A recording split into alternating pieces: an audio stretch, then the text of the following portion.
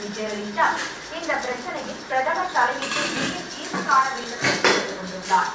முல்லை பெரியாறு அணையின் நீர்மட்டத்தை 136 அடியிலிருந்து 147 அடியாக உயர்த்த அனுமதி அளித்த உச்சநீதிமன்ற உத்தரவை நிறைவேற்றவும் இதற்காக கேரள பாசன மற்றும் நீர் பாதுகாப்பு திருத்தங்கள் 2006 உரிய திருத்தங்களை மேற்கொள்ளவும் கேரள மாநில அரசுக்கு பிரதமர் அறிவிக்க வேண்டும் என்றும் முதலமைச்சர் தெரிவித்துள்ளார்.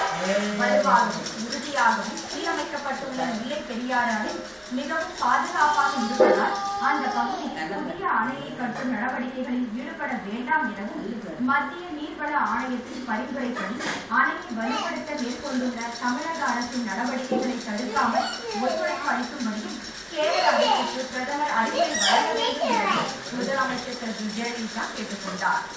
மேலும் முல்லை பெரியாறு அணை பகுதியில் தமிழக அரசு குத்தகைக்கு எடுத்துள்ள இடங்களில் உள்ள ஆக்கிரமிப்புகளை அகற்றும்படி கேரள அரசை அறிவுறுத்தும்படியும் முல்லை பெரியாறு அணையையும் அந்த பகுதியில் உள்ள கட்டமைப்புகளையும் பாதுகாக்கும்படியும் மத்திய தொழிலக பாதுகாப்பு படையை நிறுத்த வேண்டும் எனவும் முதலமைச்சர் வலியுறுத்தியுள்ளார்.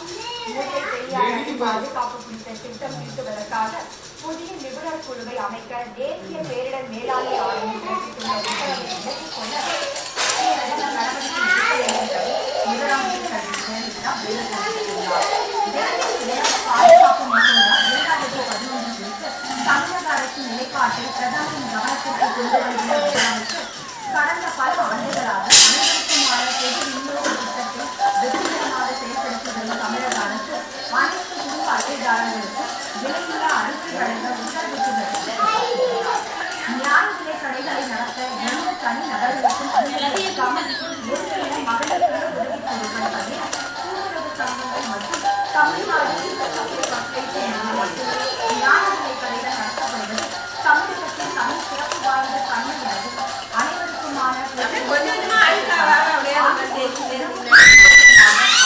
5,000 கோடி ரூபாய் செலவு செய்கிறது எனவும் முதலமைச்சர் ஜெயலலிதா குறிப்பிட்டுள்ளார். தேசிய உணவு பாதுகாப்பு உத்தேச மசோதாவில் இடம்பெற்றுள்ள முன்னுரிமை அடிப்படையிலான குடும்பங்கள் என்ற வேறுபாடு